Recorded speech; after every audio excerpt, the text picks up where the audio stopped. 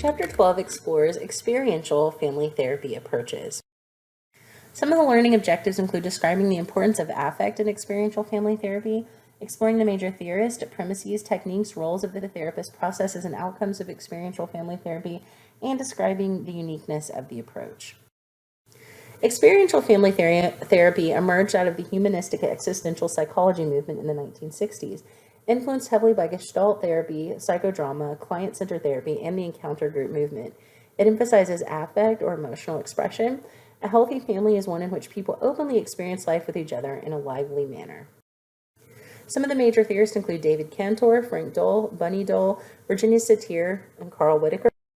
Also Bernard Guérini, Walter Kempler, Augustus Napier, Leslie Greenberg, and David Keith.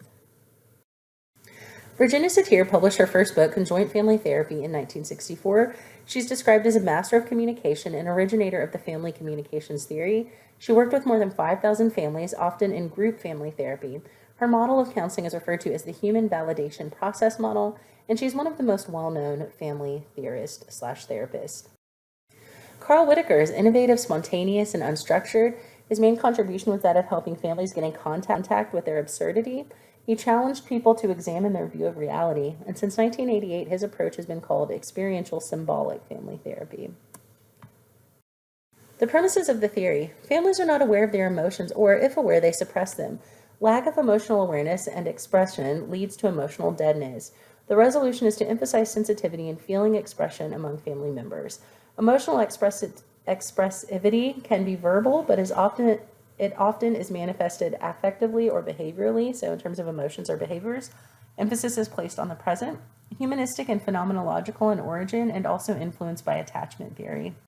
Some of the treatment techniques: redefining symptoms as efforts for growth, modeling fantasy alternatives to real-life stress, separating interpersonal stress and intrapersonal stress, adding practical bits of intervention, augmenting the despair of a family member, promoting affective confrontation, treating children like children, and peers.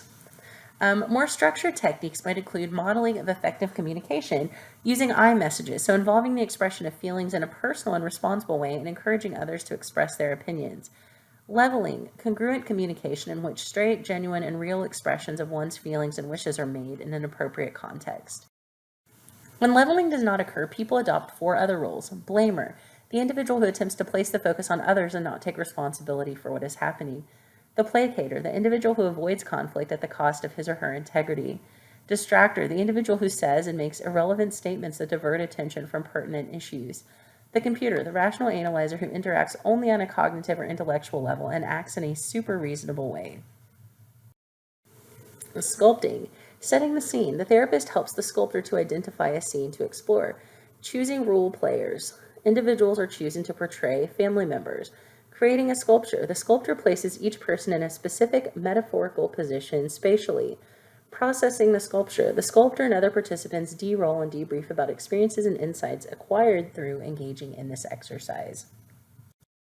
Structured techniques: choreography, humor, touch, props, family reconstruction, the star or exploring guide. Tools for family reconstruction may include the family map, the family life fact chronology, and the wheel or circle of influence. Other experiential techniques may include things like play therapy, filial therapy, family drawings like the conjoint family drawing, the symbolic drawing of family life space, and potentially puppet interviews when appropriate depending on the age of the participants. The role of the therapist is to participate actively in less structured circumstances, or to facilitate or provide resources in more structured instances, to assist the family members to discover their individuality and fulfilling roles for them, establish an environment that communicates warmth, acceptance, respect, and hope, help family members to clarify goals and to use their natural abilities, and likely to behave as real, authentic people. Process and outcome: family members gain awareness of their needs and feelings and share them with others. Families members become more capable of autonomy and real intimacy through awareness of feelings. Helps family members fulfill roles for themselves without an overriding concern for the needs of the family as a whole. The process differs for each experiential family therapist. Whitaker, for example, looks at engagement and involvement. Satir refers to this as making contact, chaos, and integration. Unique aspects: some of the training programs here are unique. research and how that has contributed to the understanding and development of further techniques in experiential family therapy, although some of these techniques are very subjective in nature, the length of treatment, and the attention to emphasizing people as well as structures within the change process are unique here. Although we did not cover every single technique or every single avenue of experiential therapy, you can see that they are creative approaches that work on communication and enhancing the health of the family.